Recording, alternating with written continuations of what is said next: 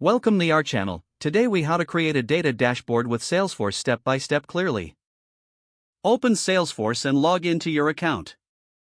From the main dashboard, click on the app launcher located at the top left of the screen.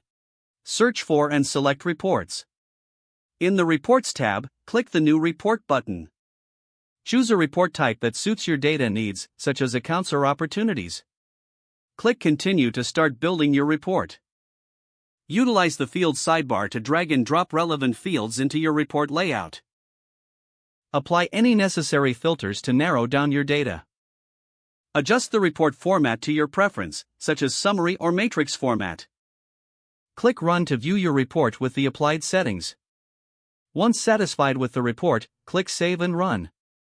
Provide a name for your report and select a folder for storage. Now, navigate back to the app launcher and search for Dashboards.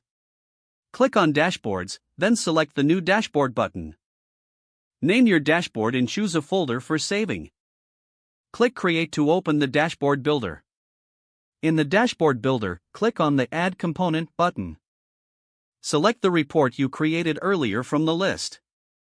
Choose a visualization type that best represents your data, such as a chart or gauge. Customize the component's title and adjust visual settings as needed. Click Add to place the component onto your dashboard. Arrange components by dragging them into your desired layout. Finally, click the Save button to finalize your dashboard. Your data dashboard is now ready for use and can be accessed anytime for real-time insights. If the page does not load, refresh the browser or try again in a private or incognito window.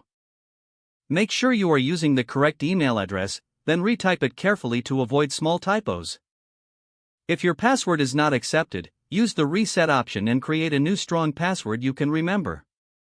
Check your spam folder for verification or security emails, then complete any requested confirmation steps.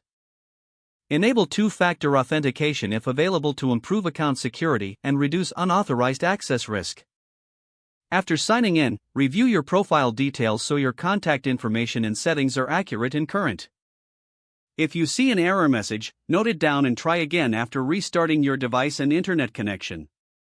Log out when you finish, especially on shared devices, to keep your account and payment information secure. Don't forget to like this video and subscribe to our channel for more step-by-step tech guides.